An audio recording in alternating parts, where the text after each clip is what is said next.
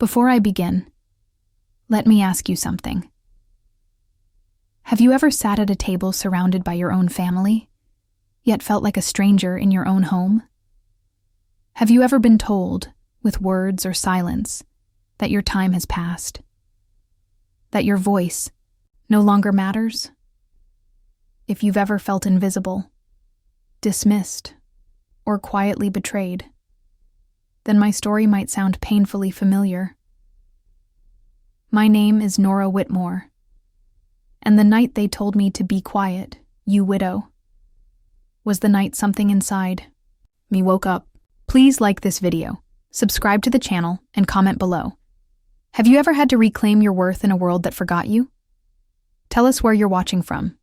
We'd love to know your country. Now, let me take you back to the night it all began. They say silence can be loud. That night, it screamed. It was supposed to be a simple dinner, just the four of us, me, my son Garrett, his wife Madison, and their daughter Harper. I had spent the whole afternoon in the kitchen, elbow deep in rosemary, garlic, and warm memories. I'd made Frank's favorite lamb roast and the potato gratin he always said tasted better the second day. I even wore the pale blue blouse he liked, the one he said matched the color of my eyes when I laughed. But laughter hadn't visited this house in a while. We sat around the table, the one Frank built with his own hands when Garrett was still a boy. I poured the wine. Madison scrolled through her phone. Garrett was unusually quiet, and Harper, well, she mostly kept her eyes on her plate. In an attempt to fill the space, I told a story. It wasn't dramatic, just a soft memory. How Frank once brought me a bouquet of dandelions on our anniversary, thinking they were wildflowers. I laughed quietly at the thought, remembering how his ears turned red when I told him they were weeds. And then, Madison laughed too, but not kindly. "Be quiet, you widow," she said, not even looking up from her phone. "This isn't your era anymore." The fork slipped from my hand and hit the edge of the plate with a sharp clink. For a second, I thought I hadn't heard her right. Maybe she was joking. Maybe I misunderstood. But the silence that followed was heavy. Garrett didn't say a word. He didn't even look at me. Harper shifted uncomfortably in her seat, her eyes darting to the salt shaker like it held the answers. I swallowed hard, reached for my water, and took a sip, more to keep my hand steady than to quench any thirst. "Excuse me," I said gently, pushing my chair back. No one stopped me. In my room, I closed the door softly behind me. The muffled sound of their laughter drifted up from the living room as the TV flickered below. I stood by the window watching, the garden Frank and I had once tended together, now wild with weeds. Funny how quickly things fall apart when no one's tending them. They'd moved in 3 years ago. Garrett had lost his job, Madison wanted a change of pace, and they said they'd help take care of me. I agreed. I thought maybe it would be nice to have the house filled with life again. But life has a way of overstaying its welcome when it doesn't see you. I wasn't their hostess anymore. I was the extra chair at the table, the shadow that passed through hallways. My name was still on the deed, but my identity had been slowly papered over by louder voices, newer routines, and someone else's grocery list stuck to my refrigerator. Opened my nightstand and pulled out Frank's old handkerchief, faded navy blue with white stitching along the edge. I pressed it to my chest and lay down. The tears didn't come. I wasn't sad. Not exactly. I was stunned. Not by Madison's words. They were just words.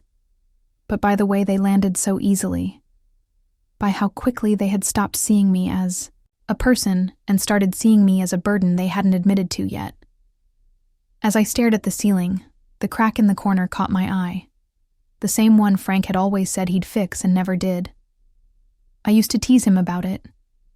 Now I traced it with my gaze and felt something break quietly inside me. This wasn't my home anymore. It was just the place where I lived. and something deep and unmoving, told me that things were about to change. Spring came, but warmth didn't. The tulips in the side yard broke through the soil in late March. I watched them from the kitchen window as I washed the same chipped mug I'd used for 20 years. Frank always loved tulips, said they looked like the sky, had decided to grow upside down for a while. He had a way with words. I often spoke them aloud now, just to hear his voice in mine, but no one else wanted to hear him anymore. At first, the change was quiet. Small moments that might not have meant anything if they hadn't started happening so often. A closed bedroom door where it used to be open. A shared glance between Garrett and Madison during dinner. Whispers I wasn't supposed to hear. Plans made without me. I wasn't included in their conversations anymore. I was passed over like the napkin holder, there but unnecessary. It wasn't cruel, not exactly. It was just hollow. A lack of acknowledgement that somehow cut deeper than words ever could. One Saturday morning, I came downstairs early and heard Madison in the dining room, talking on speakerphone to someone. I assumed a friend or her sister.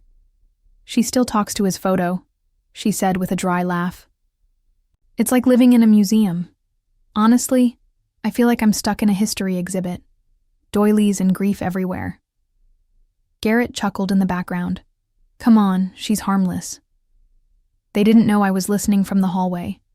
A dish towel clutched in my hand like a flag I hadn't realized I was carrying. I didn't cry. Not then. That afternoon, I cleaned the house like a woman possessed.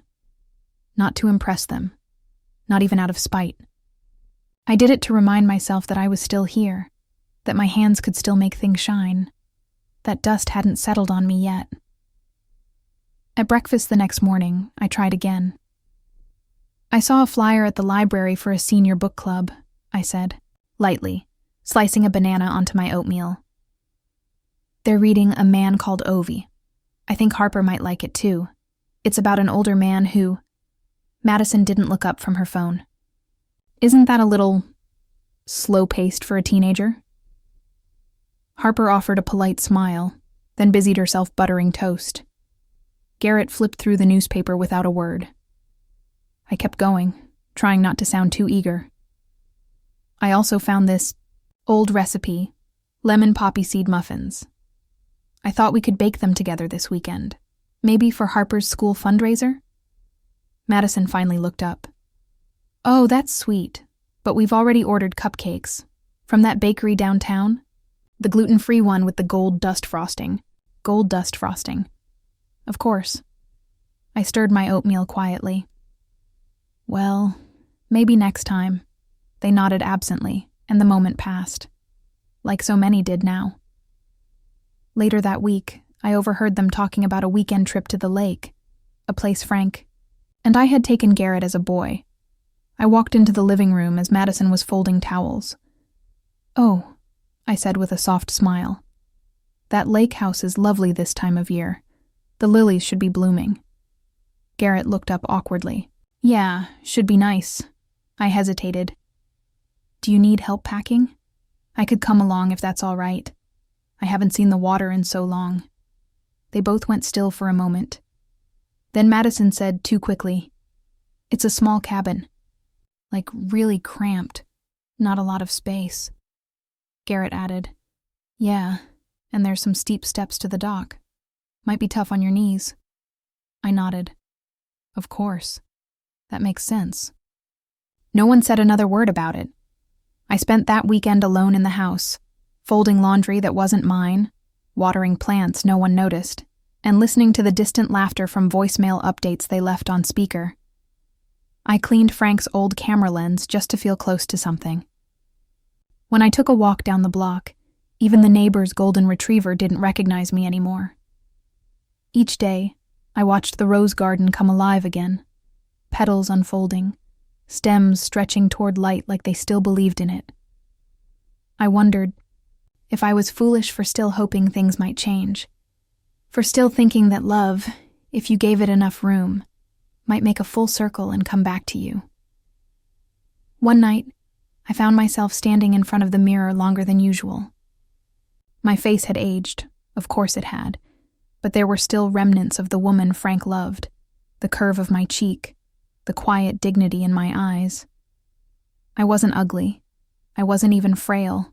I was just overlooked.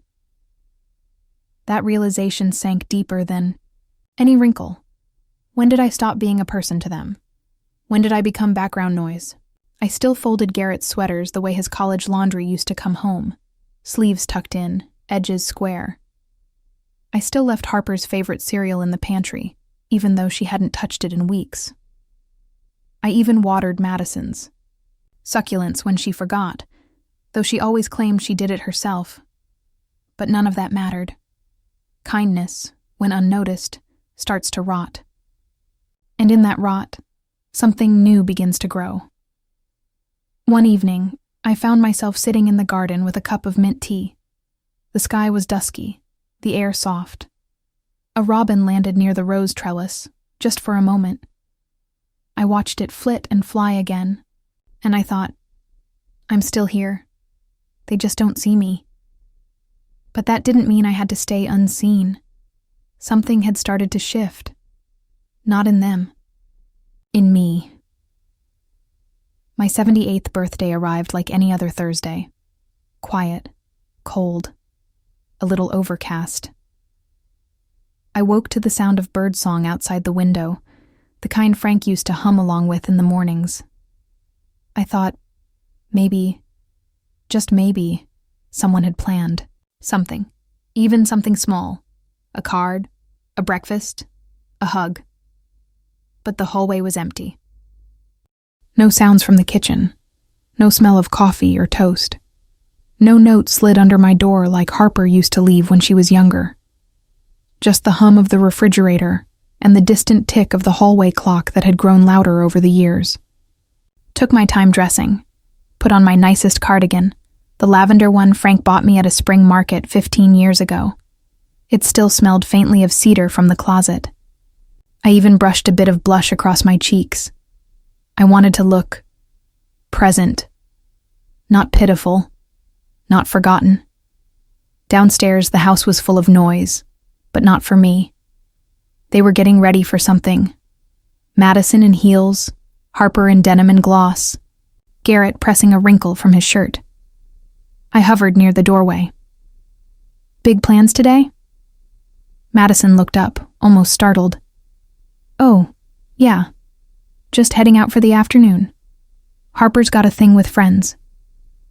A thing, I echoed, trying to keep my voice steady. Garrett grabbed the car keys. We won't be long. They walked right past me. I opened the front door for them. Madison breezed by with a polite smile. Harper gave a small wave. Garrett paused long enough to say, "Lock the door behind you, Mom." Then they were gone. Sat on the porch swing with a cup of lukewarm tea, the one with a chipped rim that Frank always refused to throw away. "It's got character," he'd say. I watched them drive off in the car Frank left behind, the one he babied more than the garden. Madison drove it now. Fast. Loud music spilling out as they disappeared down the street, laughter fading with the engine. I sat there for hours. The breeze lifted the hem of my cardigan like a whisper. I watched a bee struggle to find its way into a tulip. The clouds moved without urgency. The world kept turning, but my part in it had gone still. No cake, no dinner, no acknowledgement. At dusk, I stepped inside. The house was quiet again, its silence too practiced to be innocent. That's when I saw it. A small gift bag on the kitchen counter, white with silver foil and a single bow that had slipped sideways. I opened it. Inside were a pair of orthopedic slippers, soft, beige, and utterly impersonal. A sticky note stuck to the sole read, "Hope these help you around the house. M. My." Fingers gripped the edge of the countertop. The slippers looked like something from a hospital catalog. No card, no warmth, just utility. I stared at them, then at the clock. 7:13 p.m. I stood in the dark kitchen for a long time, surrounded by echoes of my own breath. I didn't cry, not because I didn't want to, but because I had already used up my tears on people who weren't listening. Instead, I climbed the attic, stairs, each creaking step feeling heavier than the last. I hadn't been up there in months, maybe longer. The air smelled of cedar, dust, and old fabric, the kind of scent that clings to memory more than skin. I knelt beside the cedar chest. Frank's chest, the one he carved our initials into after we lost our second child. The same one he sealed shut the night before his final hospital stay. With trembling hands, I opened it. Inside were layers of the past. His war medals, my wedding gloves, a bundle of dried flowers, and at the very bottom, an envelope. It was yellowed around the edges. My name in his handwriting, familiar and shaky. I unfolded the letter with reverence. Nora, if you're reading this, it means you've reached a moment where silence no longer protects you. I know you. You'll give and forgive long past the point of pain. But promise me something. Don't let grief silence you. And don't let kindness be mistaken for weakness. There's another envelope below. It's labeled, "For when you're ready." You'll know when that time comes. And when it does, don't flinch. You've always had more fire than you realize. Love you. Always. Frank. I placed the letter gently beside me, my heart thudding like it used to when he kissed my wrist in passing. Then I pulled out the second envelope. For when you're ready, I didn't open it. Not yet. I sat on the attic floor with Frank's words in my lap and a rising feeling in my chest that I hadn't felt in years. Not anger, not sadness. Something sharper, something alive. For the first time in a long time, I knew something deep in my bones. They had underestimated me. And maybe I had too. Some betrayals don't arrive like thunder. They slip in like fog. You only notice them when the world around you suddenly feels unfamiliar. It started with the mail. I was sorting envelopes at the kitchen counter one morning, sifting through coupons, catalogs, and bills, when I noticed a crisp white letter from our bank addressed not to me, but to Garrett. The return address was familiar. I had handled all the finances after Frank passed. Every loan, every deposit, every update went through me. Or so I thought. The envelope had been slit open and resealed. Not well. My curiosity prickled. I stared at it for a long while, unsure if I had the energy to confront whatever truth might be waiting inside. But something in my chest told me this wasn't a mistake. This was a warning dressed as paperwork. I slipped on my shoes, tied my scarf tightly, and walked to the bank. It was a longer walk than I remembered. My knees ached by the time I reached the glass doors, but my hands felt steady. The branch manager wasn't in, but a young teller with kind eyes, her name tag read Amira, offered to help. She walked me to a small cubicle and asked for my ID. I gave it to her. I watched her fingers click quickly across her keyboard. "I'm just looking for recent transactions on the Whitmore property," I said calmly. She smiled, scanning the screen. Then her expression shifted. It looks like there's a home equity loan in place." My stomach went cold. "Excuse me?"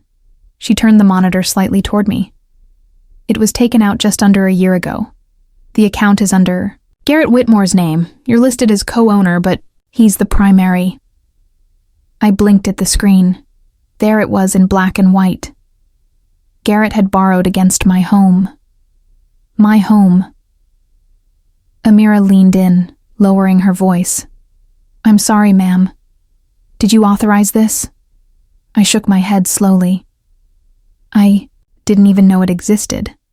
She paused, her voice gentle. "You may want to consult your lawyer, especially if your name is still on the deed, which it is, just beneath his." I left the bank with my hands numb and the sun too bright for the moment I was in. The walk home felt like a descent, every step weighed down by the realization that I hadn't just been forgotten, I'd been used. When I reached the porch, I didn't even take off my shoes. I went straight to the attic. Dust rose as I opened the cedar chest. I pulled out Frank's second envelope, the one labeled, "For when you're ready." My hands trembled, not from age this time, but from the storm building inside me. Inside the envelope was a thick folder, legal papers. At the top, in bold print, it read, "Addendum to the Whitmore Living Trust It had been notarized just months before Frank's death." I was listed as sole property owner, with full rights to the home, assets, and land. No co-signers, no stipulations. Just my name. And folded inside was a letter from Frank's lawyer, dated the same month. "Nora, per Frank's request, we've updated the will to ensure your complete control over the estate. Please keep this in a secure place, and do not, under any circumstance, sign future property documents without review. Frank mentioned concerns about Garrett's choices. This document protects you. Use it when the time is right." I sank to the floor. The memory came fast and sharp, Garrett handing me a stack of papers last fall. "Just some tax stuff, Mom," he'd said. I was cooking dinner, distracted. He pointed to a signature line and said, "Here." I signed without reading. The trust, the title, everything. I had handed over my house to my son with a flick of a pen, not because I was careless, because I trusted him, and he knew that. I sat there, in the silence of the attic, with the folder spread across my knees, and Frank's foresight pressing into my chest like a second heartbeat. I wasn't just hurt. I was furious. Not the kind of fury that yells or throws dishes. No, this was the kind that sits in your bones and waits. The kind that builds slowly, like water behind a dam. Quiet, immovable, but dangerous. I closed the envelope carefully and rose to my feet. That night, I called Ruth. Ruth was the kind of friend you didn't have to update, because she already knew. We hadn't spoken much lately, but once upon a time we had been inseparable. She had worked in real estate for 30 years before retiring to paint seashells and drink her coffee at 4 p.m. When she picked up, her voice was warm. "Nora Whitmore, I was just thinking about you."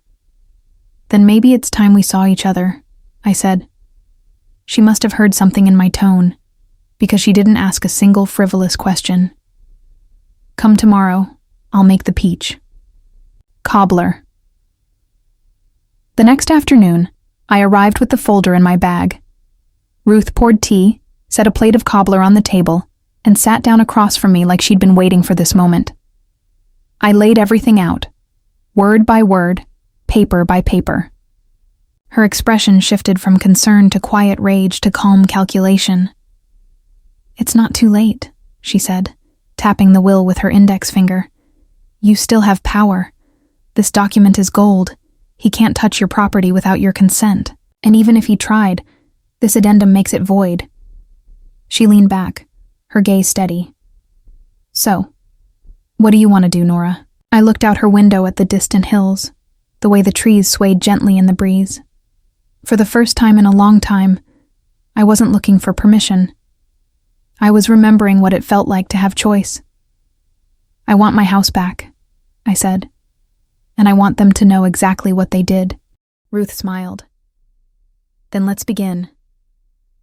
It was a soft morning, gray skies, wind teasing the seagrasses, a faint smell of salt drifting through the screen door. I had just poured my second cup of tea when I heard the car.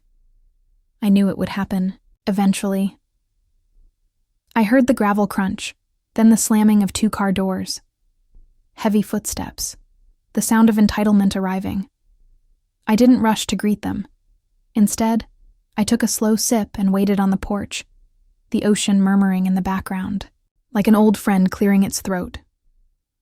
Madison came around the corner first. Her sunglasses were too big for her face, and her expression was all sharp edges and disbelief. Garrett followed behind, looking older than I remembered, his face pinched, his mouth tight. His gaze flicked between me and the little blue cottage, like it didn't make sense. "You can't do this to us," Madison snapped. "Morning," I said gently, nodding to the empty chairs beside me. "Would you like some tea?" She scoffed. Garrett said nothing. "I suppose you're wondering why your key doesn't work anymore," I continued, not unkindly. "Or why your mail was returned from the old house." Madison stepped forward. "That was our home, Nora. Our life." "No," I said, steady as stone.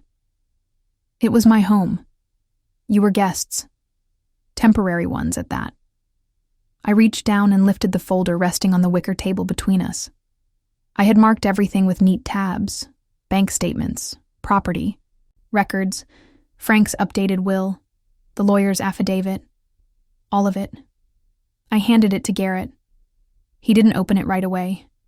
His hands were trembling. I watched the color drain from his face. "I trusted you," I said. "Do you even remember the day you asked me to sign that tax document? I was making roast chicken." Madison was on the phone in the other room. "You slipped the papers in front of me like it was nothing."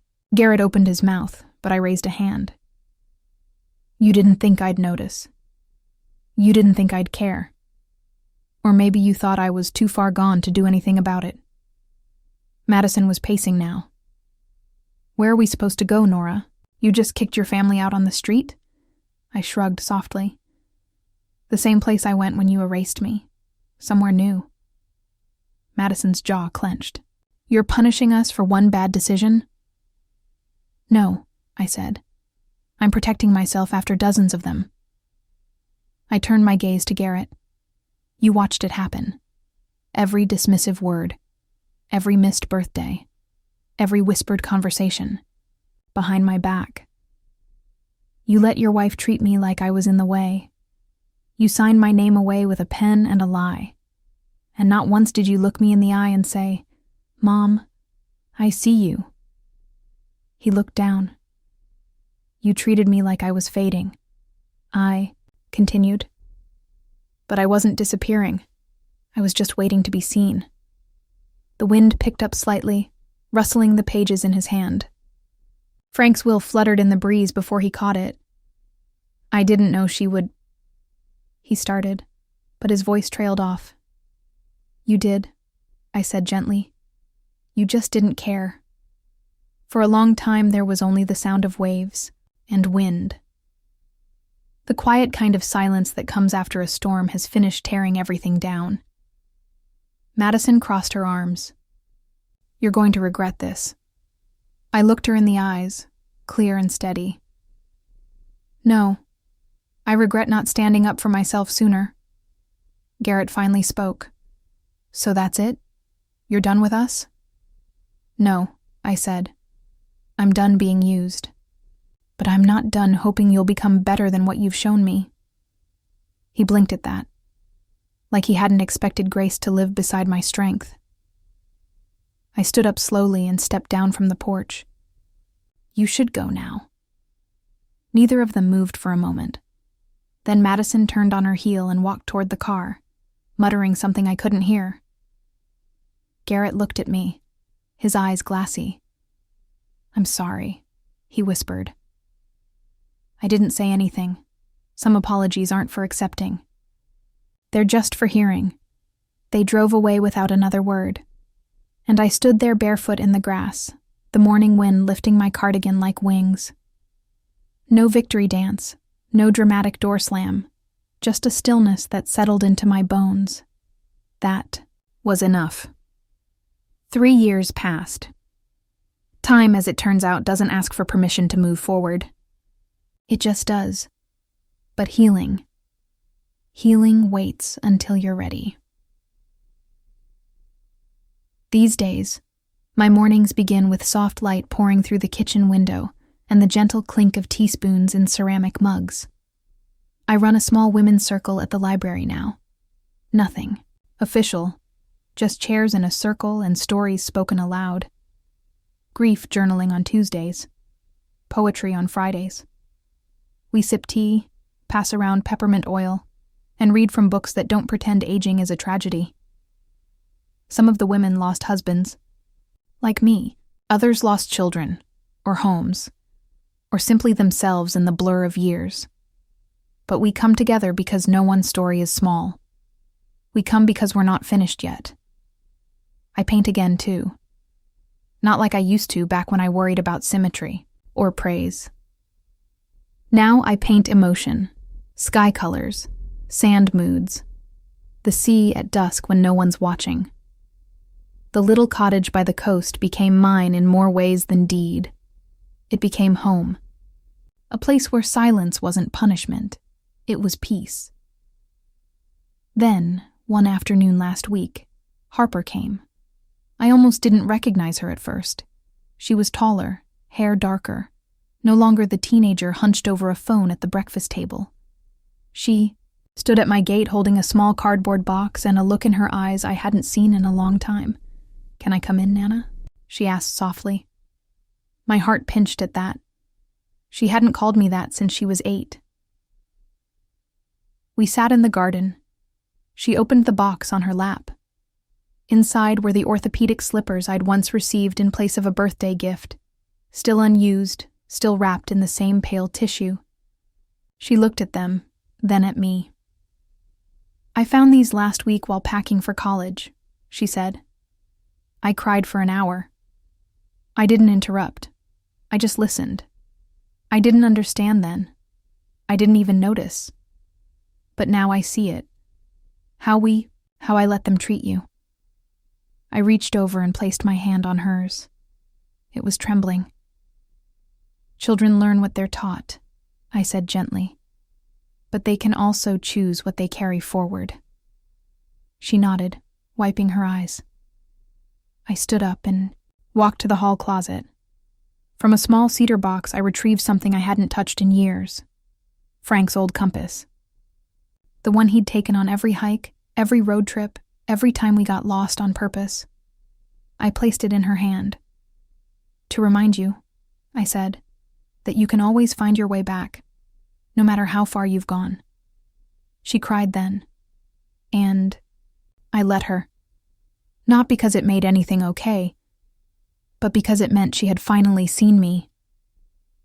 The next morning, I sat in the garden alone, fingers buried in the soil, planting marigolds just before the heat rolled in. The sun touched my face like an old friend.